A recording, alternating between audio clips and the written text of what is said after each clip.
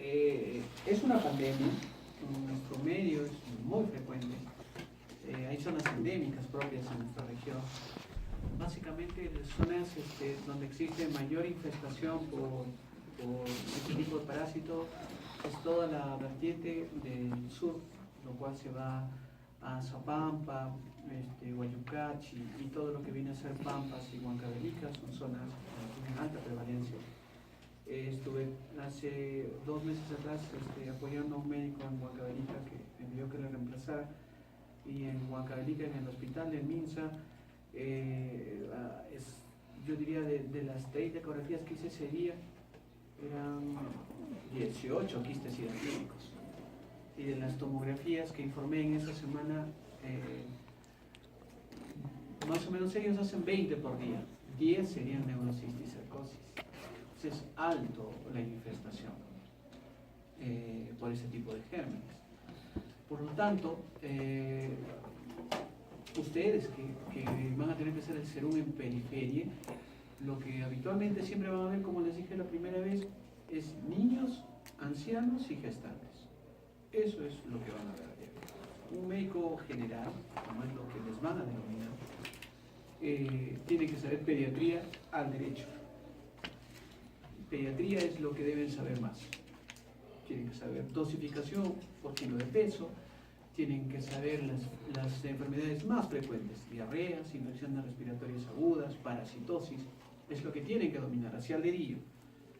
No les va a venir pues lo que están repasando ahorita, enfermedad de von Willebrand, que por ahí estamos haciendo cosas complejas, resonancia magnética, estamos aprendiendo el T1, no les va a venir. Tienen que tener cosas pragmáticas, prácticas que les vaya a servir. El segundo evento que les va a venir a la consulta a ustedes es pacientes obstétricas. Gorditas van a haber mínimo 2, 3 por día. Y ahí tienen que saber las patologías básicas de lo que se tiene que hacer en patología obstétrica, que ya deben haberlo hecho ustedes. Las hemorragias del primer y segundo trimestre tienen que verse, que es lo más frecuente. Saber qué medicar, saber qué medicamentos le deben indicar, saber qué no deben indicarle a ese paciente. Es importantísimo siempre tener en consideración eso. La gestante es una paciente, yo diría, es una caja de Pandora. Ahorita puede estar bien, le evaluaste bien, le mediste la altura uterina, está tranquila, pero no sé, a las 2 horas se peleó con su enamorado, llegó a la casa y lo encontró a su marido con otra mujer y termina en una amenaza de aborto y a las 2 horas está sangrando. Va a volver a preguntar, ¿y usted por qué no lo ha escrito en la historia? ¿Dónde está eso que usted estaba bien y dónde está? No está escrito. No, que la obstetriz me ha dicho y no los ha anotado. Grandes problemas. En los puestos de salud, como médicos generales, siempre sale el médico, la obstetriz y la enfermera. Los paran votando a cada rato.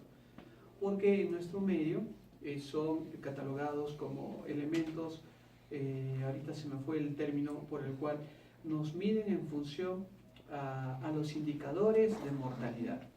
Si en Perú se mueren niños, si en Perú se mueren madres, no tenemos la opción a tener presupuestos, no nos mandan más ingresos y no pueden invertir en nuestro país. Entonces el gobierno, en este caso el pseudo presidente que tenemos en el momento actual, dirá, ahora entonces como no tenemos presupuesto, ¿de dónde? Pues voy a pagar a los abogados, a los policías, a los doctores, ¿de dónde lo voy a pagar?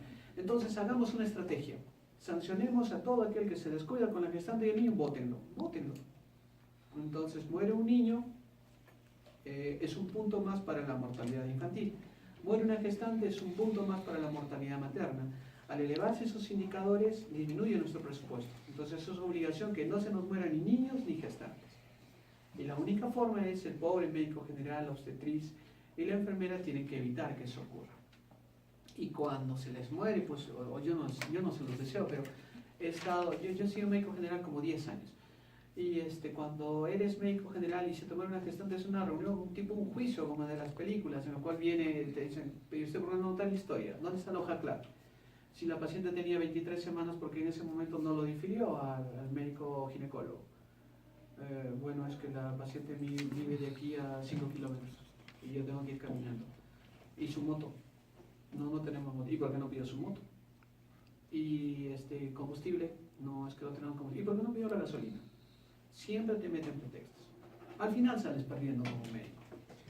Entonces, lo que ustedes deben saber, no me quiero salir del tema, es pediatría, obstetricia, es lo básico, es lo que siempre deben saber. Y es donde ustedes deben evitar que les pase algo malo.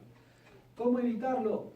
No tienes idea, llama al médico que le tengas más confianza. Siempre tener un amigo pediatra es importante, un médico ginecólogo. Encantado, cuando ustedes tienen alguna duda también me llaman, y doctor, una preguntita, ¿qué hago con este paciente? Le pido una ecografía, ¿qué hago? Les oriento, ¿no? Hay chicos que vienen a 3 de la mañana y ya, pues ya hasta cosas les puedo orientar. Hasta que ustedes, una vez que se adaptan, ya se olvidan.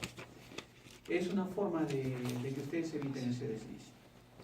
Entonces, esos son los dos fundamentos, ginecología y obstetricia. Después de ese lineamiento, lo que viene más frecuente son las parasitosis. Los enterobios, la oxuriasis es lo más frecuente. Casi el 90% de los niños donde van a laborar tienen oxiurios.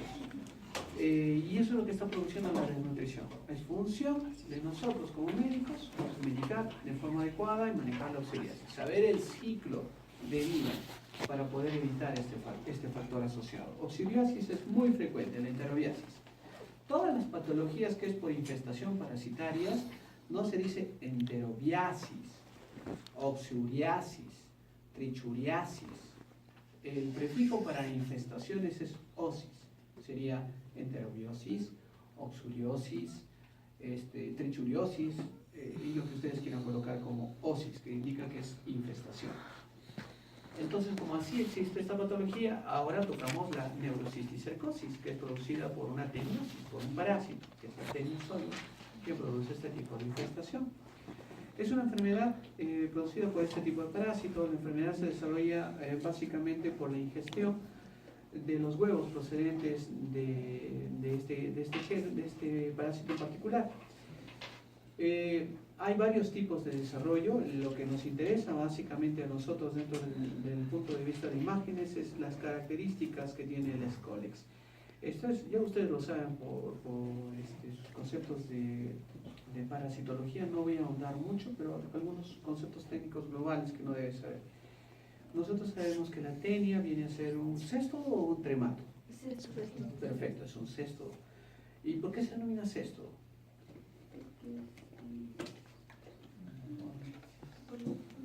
Uy, porque no es un tremato. ¿Y los oxiuros, qué tipo de parásitos son?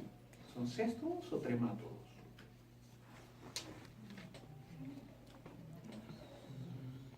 Nemátodos, muy bien. Entonces, muy bien, ya me dan cuenta de que ustedes saben mucho de parasitología.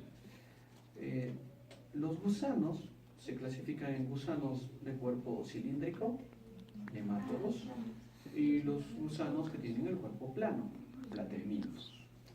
Los platelmintos a su vez se subdividen en gusanos que tienen forma de suela, que son los tremátodos. Y los gusanos que tienen formas planas también, pero se dividen en varios segmentos, los céstodos.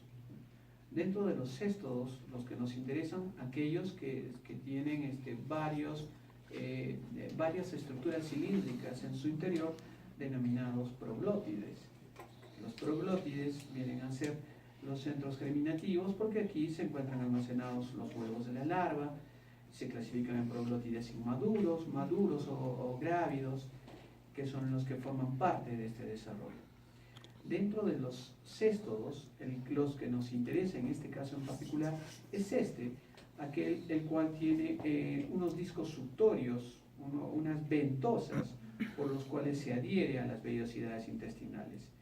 Y dentro de estas ventosas, que habitualmente son 3 y se distribuyen de forma concéntrica alrededor de la cabeza, tiene un penacho de ganchos, que son los que le permiten, se fijan por sus ventosas a la vellosidad intestinal, pero sus penachos te permiten diferenciarlo si es una tenia saginata o una tenia solium.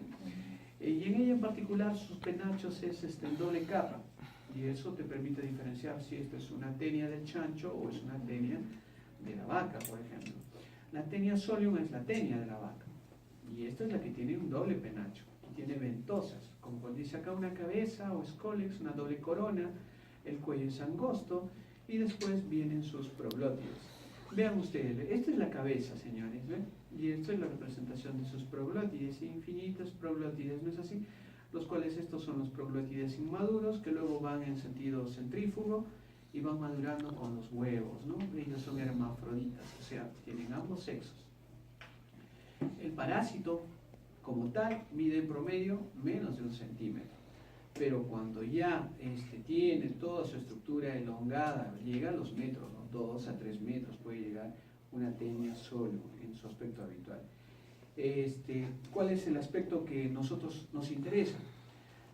Como le hemos referido, la neurocisticercosis es una enfermedad muy frecuente que afecta básicamente al sistema nervioso central y es una enfermedad endémica. Este es el ciclo de infestación. Hay dos tipos de infestación. La que nos interesa en este momento es la cisticercosis, la neurocisticercosis. Pero ya ustedes saben que existe otro tipo de patología cuando se almacena en los músculos, que es lo que le da la terminología habitual. Lo que nos interesa a nosotros es que el parásito es ingerido por el cerdito y vive y se liga a los músculos del cerdito. Entonces nosotros comemos nuestro chicharrón mal cocido y entonces nos deglutimos al parásito en forma de su larva que está ingerida. Esta eclosiona a nivel de las asas intestinales delgadas y libera la larva que empieza a hacer su recorrido al cerebro, a los ojos, a los pulmones y se almacena en nuestro cuerpo. De ello lo que nos interesa es su almacenamiento en el cerebro, lo que da origen a la clase del día de hoy, que es la neurocisticercosis. Entonces, es producida por una tenia en particular, es la tenia del chancho o la tenia solium, y es la que puede producir básicamente este tipo. Básicamente lo que va a producir la tenia solium es 3 tipos de mecanismos. Uno es la presencia del parásito por sí mismo, que es lo que va a condicionar un efecto de masa por el efecto del parásito. Segundo es, debido a que toda su estructura está lleno de antenos, de antígenos de histocompatibilidad, el cuerpo lo va a reconocer rápidamente, su HLA del cuerpo lo va a reconocer, es decir, esto es extraño, y va a generar una respuesta inflamatoria marcada. Y que nosotros lo vamos a ver como edemas, como mirábamos en la clase anterior del stroke, y diferenciábamos si era un stroke hiperagudo o no, y estaba en función del edema, ¿recuerdan? De la clase que hablábamos. Esto es semejante. El edema nos va a diferenciar si esto es un estadio agudo y si el parásito está vivo o no. Para eso nos sirve esa diferenciación. Y la tercera, o sea, hay 3 formas de diferenciar el parásito. Uno es ver al parásito vivo, otro es ver la respuesta inflamatoria, y otra es ver la tumba, el ataúd del parásito, el recuerdo de que él estuvo vivo, y lo vamos a observar como granulomas y calcificaciones. Es lo que habitualmente vamos a ver en este tipo de tenias. Entonces, en resumen, la presentación del parásito es pleomórfica. ¿Qué quiere decir eso? Que en un mismo paciente podemos ver parásitos que recién están naciendo, parásitos que tienen respuesta inflamatoria, y hay otras que están muertas. En simultáneo podemos observar. No es que solamente en una tomografía vamos a encontrar solo calcificaciones y en el otro solo vesículas hijas. Podemos encontrar en simultáneo todos los eventos en simultáneo. Muy bien.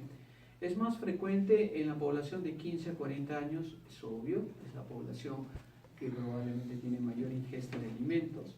Los hallazgos clínicos más frecuentes, generalmente la mayoría de los pacientes que vienen por neurocisticercosis, que van a venir a la consulta, es por cefalea.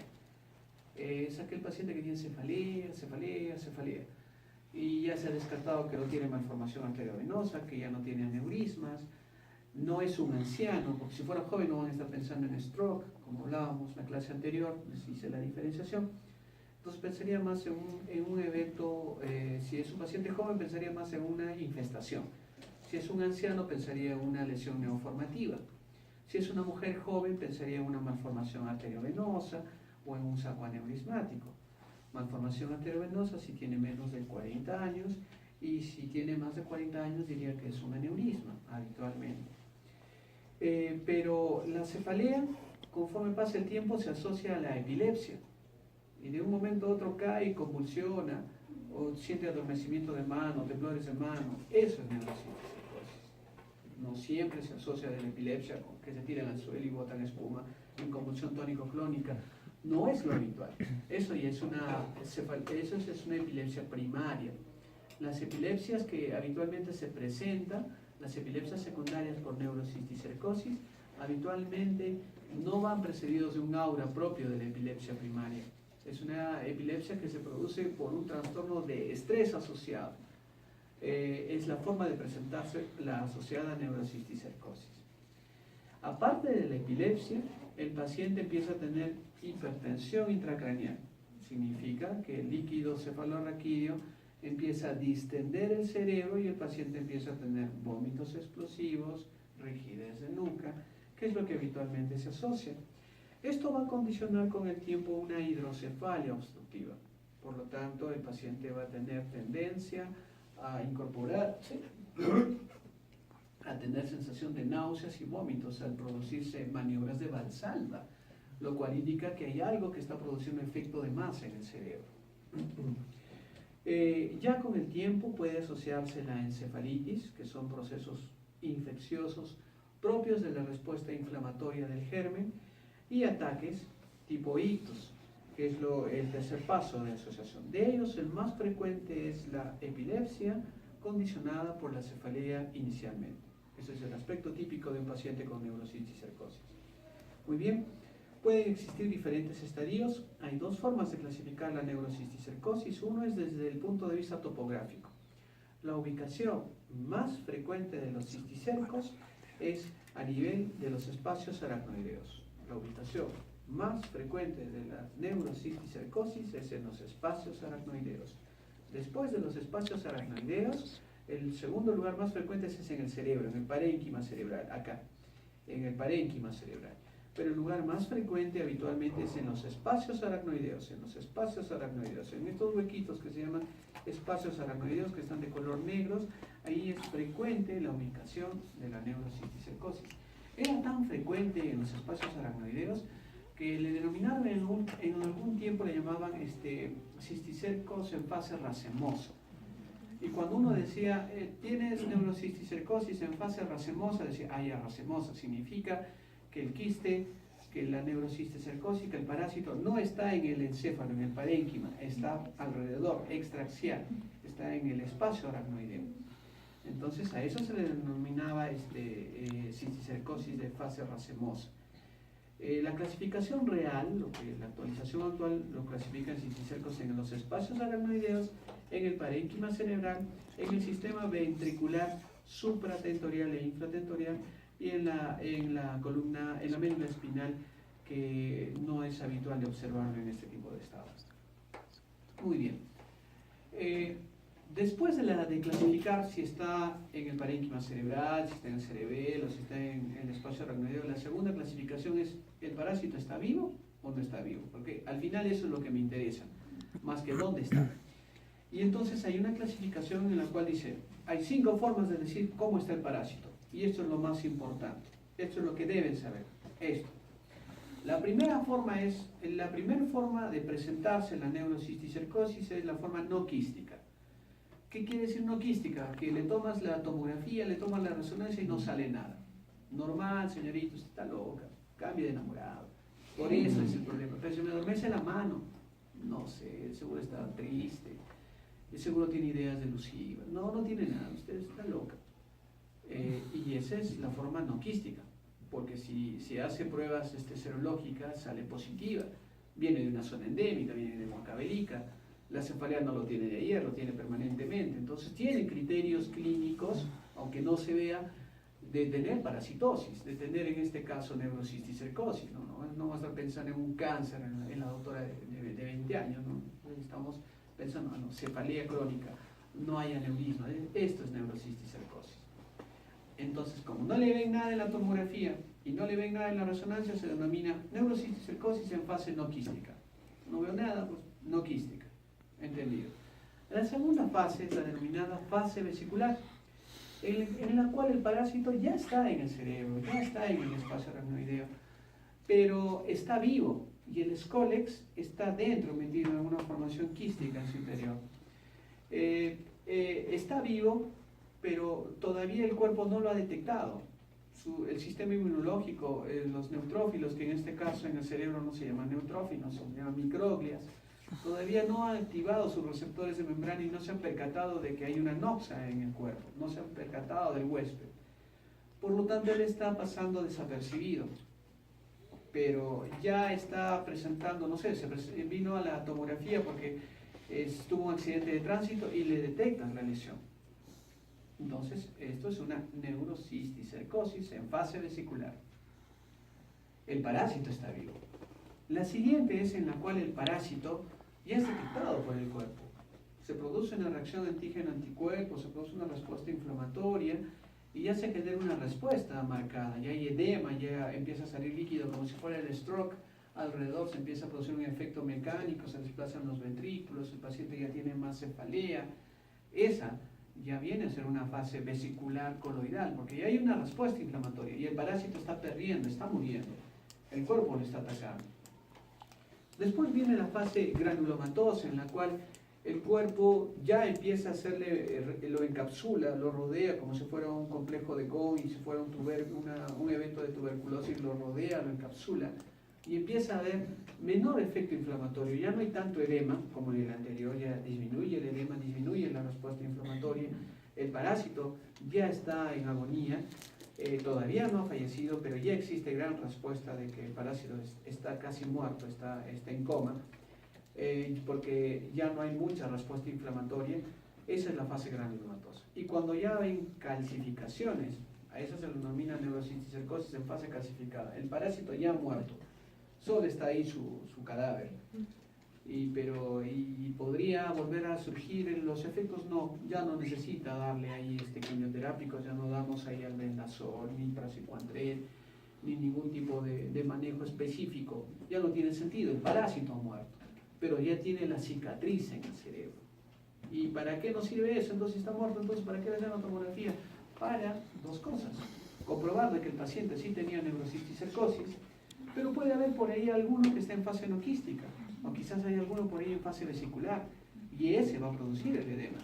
Entonces le dan el medicamento nuevamente al paciente, no por la calcificación, sino porque por ahí puede haber otro escondido. Esa es la idea de la diferenciación. Muy bien.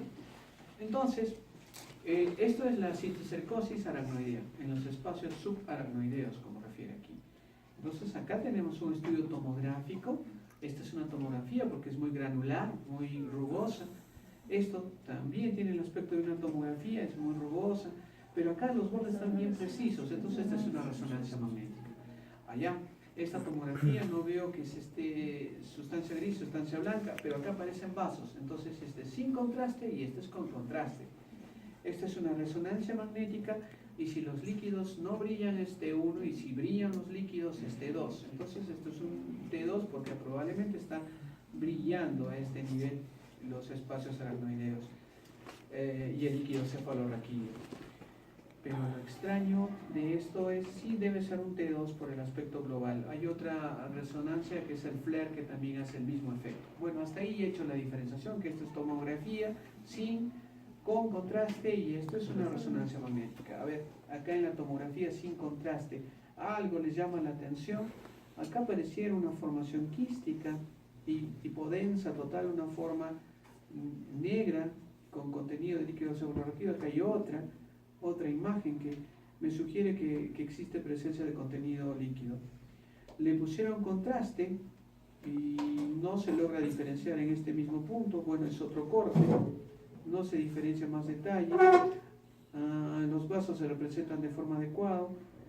No logro diferenciar. Si hay neurocisticercosis, no la veo por tomografía. Yo diría, señora, no tiene nada, pero me duele, está convulsionando. Mi hijo, mira, ahorita acaba de tirarse al piso. No, mañoso, no tiene nada. No, si está teniendo esos datos, está con bajo peso, es un paciente que tiene cefalea crónica, tiene la enfermedad. Debe ser fase no vesicular, señora. O lo ideal, el mejor estudio para ver neurocisticercosis es resonancia magnética, no es tomografía. Entonces le piden la resonancia magnética y aquí sale una formación extraña, porque esto se pone blanco y diferente, asimétrico con el otro lado. Entonces acá hay algo, hay una formación sacular hiperintensa que está desplazando este espacio aracnoideo que no fue bien visto en el lado central de la tomografía con contraste. Esta dilatación nos está diciendo que ahí hay una formación quística, que probablemente está pues en fase vesicular, que todavía no se ha dado cuenta el organismo, porque no hay edema asociado, pero ya hay una dilatación en este espacio. Muy bien. Otros ejemplos de cisticercosis subaracnoideas, acá observamos en la tomografía que sí se nota, hay una formación hipodensa, asimétrica, que está desplazando la línea media hacia el otro lado. Le colocaron contraste porque también esto puede ser un cáncer, y no pinta con el contraste, entonces indica que es una bolsa con agua. En este caso debe ser un quiste aracnoideo. La otra opción, si es que ya el paciente tiene clínica de cefaleas, epilepsias, debe ser neurocisticercosis en fase vesicular. Se le aplica contraste, resonancia magnética, y en la resonancia magnética se observa este tamaño incrementado, y la cual, si se realiza nuevamente, esto es ahora un T1, pero en fase coronal, se observa una formación mucho más definida. Era una formación quística grande, la cual se estaba evidenciando en el parénquima cerebral. Tenemos otras representaciones, las que estamos viendo acá están básicamente en el espacio aracnoideo. Esta está dentro del parénquima cerebral, en el parénquima cerebral. Entonces esto se llama neurocisticercosis parenquimal. La otra era subaracnoidea o aracnoidea, que era la más frecuente, ¿ya? Pero aparte de decir si está en el parénquima o en el espacio aracnoideo, ya podemos estar diciendo en qué fase está, si es una fase vesicular, vesicular coloidal, granulomatosa o calcificada, podemos decir.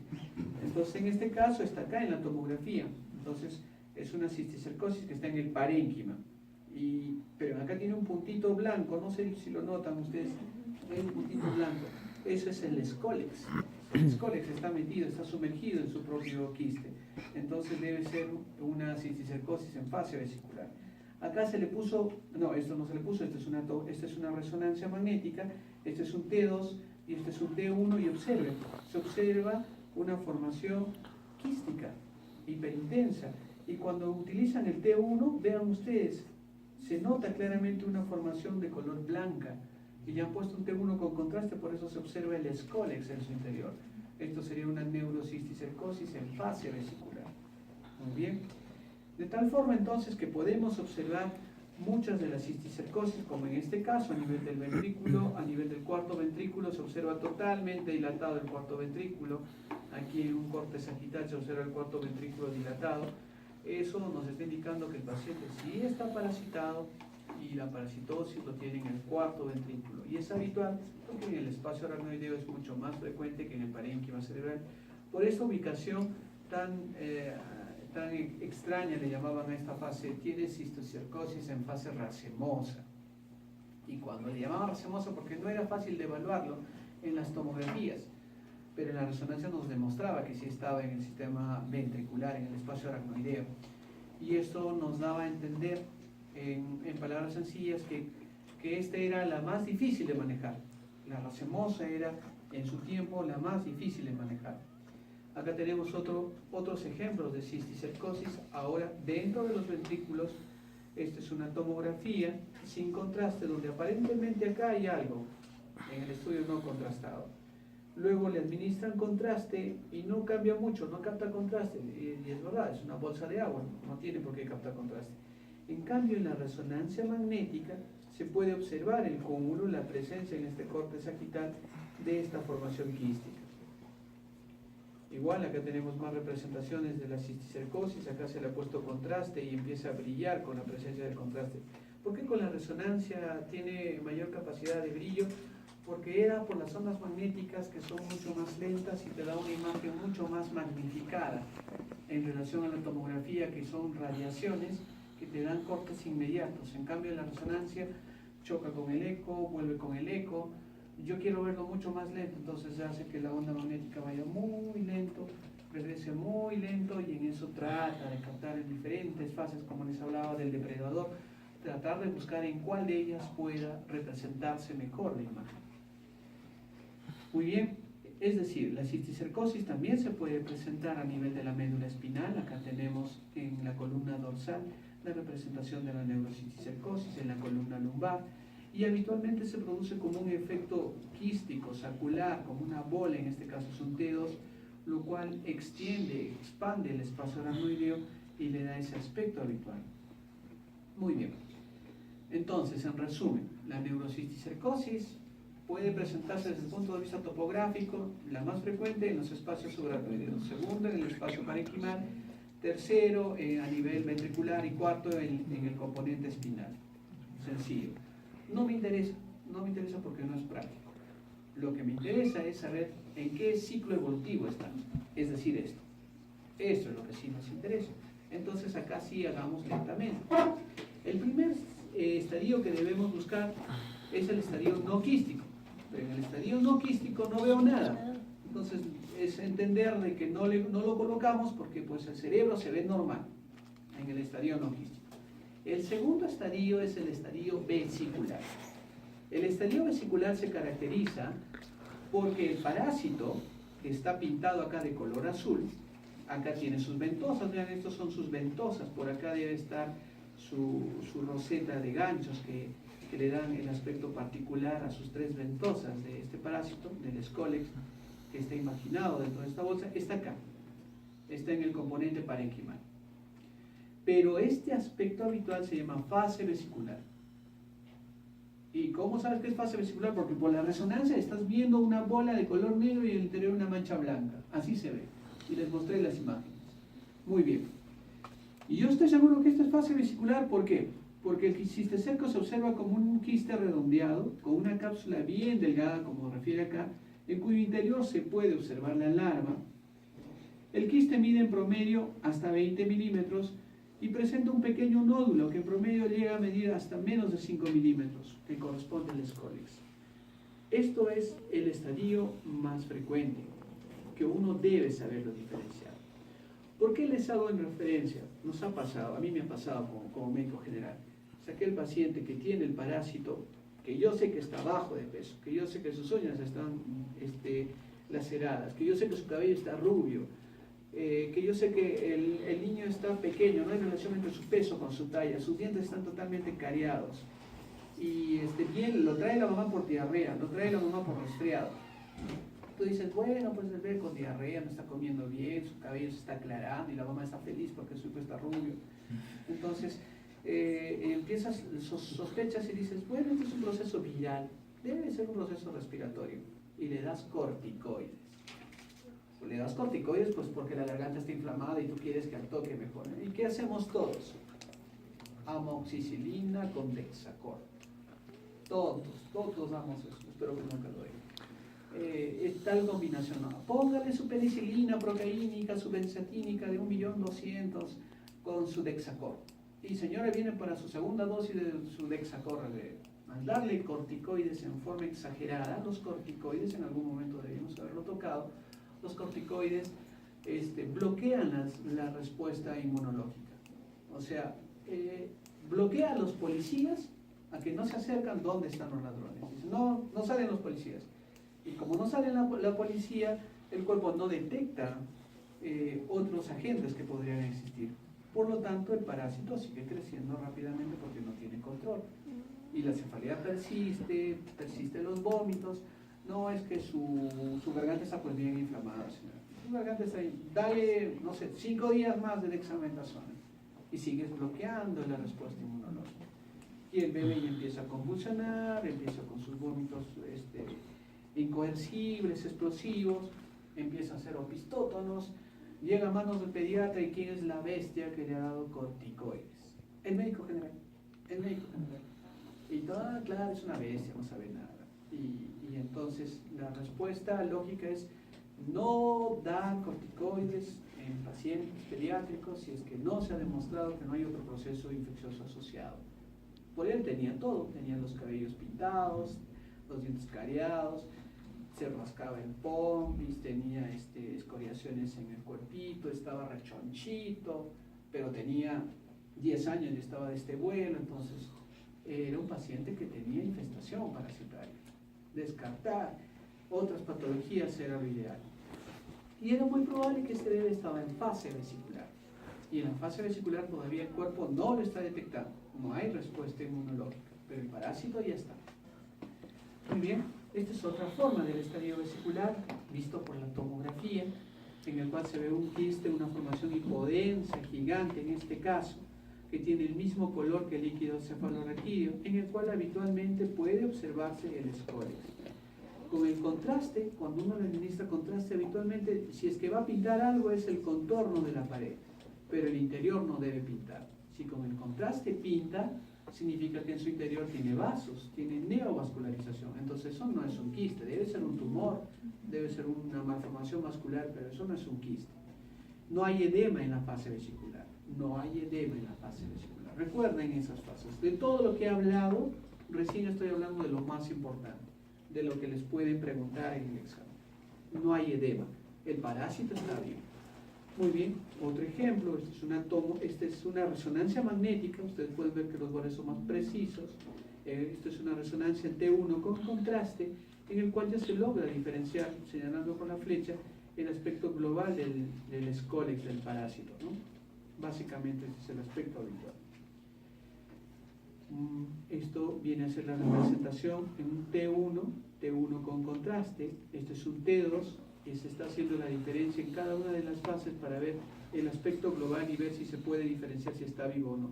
En ninguna de ellas aparece el líquido fuera de la bola, por lo tanto es una fase vesicular normal habitual. Ahí tenemos otro estudio, este es un T1 con densidad protónica, en el cual se observa que el cerebro tiene unas cavitaciones como un panal de abejas, pero no hay edema a su alrededor. Y en muchos de estas, como en esta, yo no veo el escólex. Acá sí se nota el escólex. En acá se nota el escólex, acá se nota el escólex. Bueno, en esta también se nota, pero en acá no se nota el escólex. Y no me sorprendería que por acá encuentre algunas calcificadas. Algunas ya muertas, otras están naciendo y otras están en fase vesicular. Muy bien. Entonces, eso es el aspecto habitual del estadio vesicular. El segundo estadio es el estadio, bueno, en este caso el tercer estadio, pero técnicamente desde el punto de imágenes es el segundo estadio, es el estadio vesicular coloidal, en el cual ya existe una respuesta inflamatoria. O sea, aquí está el parásito y a su alrededor hay edema vasogénico, hay edema intersticial. Por lo tanto, ya está produciendo un efecto mecánico y el ventrículo lateral está siendo desplazado en contralateral. Se caracteriza porque el parásito ya tiene respuesta inflamatoria, el cuerpo ya se ha percatado del elemento y ya está falleciendo el parásito. Desencadena una respuesta inflamatoria. Esta reacción condiciona un intenso edema lesional, perilesional y forma una cápsula bien definida que puede observarse en las diferentes fases. Esto es vesicular coloidal. ¿De acuerdo? La primera era vesicular, la segunda es vesicular coloidal. Uno puede quedarse en la vesicular cuanto más tiempo usas corticoides o cuando el paciente está más desnutrido. Porque si el paciente está desnutrido, no tiene proteínas. Si no tiene proteínas, no forma inmunoglobulinas. Si no forma inmunoglobulinas, sigue el germen invadiendo. No, esa es la razón de la tuberculosis. No lo detecta porque no está formando inmunoglobulinas. Muy bien. Acá tenemos los ejemplos. Estos saltan a la luz. Estas no son fases vesiculares. Uno podría verlo a simple vista y decir, bueno, esto es una fase vesicular. Pero si le miran un poquito con más entereza, ustedes notarán, pero qué raro, en las demás no era tan blanco, no había un anillo blanco. Y segundo, y si miran un poco más, acá hay una mancha negra, allá. Entonces, esta es una vesicular coloidal. El parásito está agonizando y hay una respuesta inflamatoria local. O sea, el cuerpo se está defendiendo. El cuerpo se está defendiendo. Acá en T2 pues es más fácil, les decía como del depredador, ahora utilizas otra ventana y wow, acá sí se nota más claro el edema, más claro se observa el líquido. Ya no se observa mucho el realce de su cápsula de color blanco, no se nota en esta fase, pero en esta fase sí puedo notar como el líquido está alrededor de la lesión, fase vesicular coloidal. Muy bien, y ahí tienen más ejemplos de fase vesicular coloidal. No siempre se observa el edema tan marcado como en este extremo, no siempre, no es habitual observar ese tipo de imágenes en forma frecuente, que es lo que buscamos. Acá tenemos más ejemplos, acá tenemos la formación con edema correlacionable, se observa en otra fase, en T1, esto es un T2, se observa claramente el desplazamiento de las imágenes. La tercera fase es la granulomatosa. En la granulomatosa, ya el parásito ya ha muerto y está tratando de meter más agua en su interior, ya hay apoptosis. Y esto condiciona de que el quiste empiece a reducir su tamaño, ingresa dentro del interior del líquido, el escólex empieza a calcificarse, como ya ha muerto empieza ya a tornarse más blanco, y la cápsula, que es lo que le hace la diferencia, y aquí la forma como ustedes se van a dar cuenta es, la cápsula se hace más gruesa, la cápsula se hace más gruesa.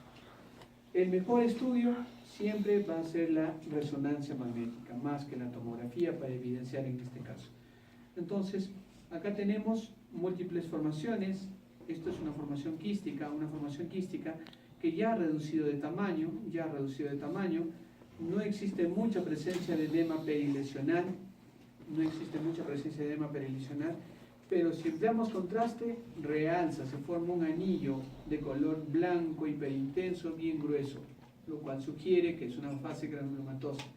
Y si a ello le visualizas en su interior una mancha de color blanca en tomografía, o le visualizas una mancha bien negra en resonancia magnética, porque en resonancia magnética las calcificaciones, el hueso se ven de color negro, uno afirma, ya, esto es un escólex calcificado.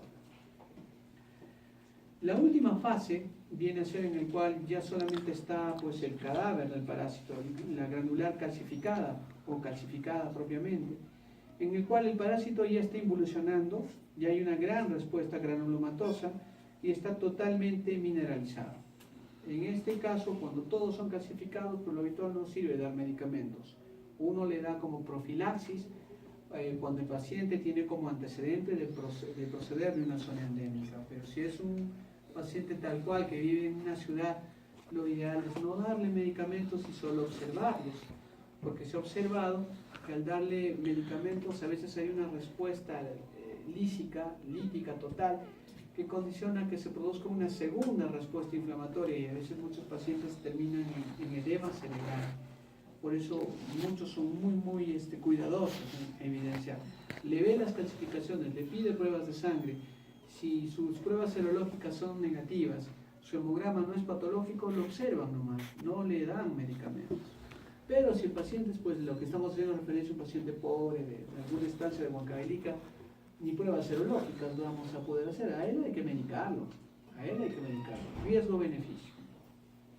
Muy bien, este es el resumen global de la representación de las fases de la neurocisticercosis. En el estadio no quístico existe una invasión de los tejidos y no se ve por tomografía ni resonancia magnética.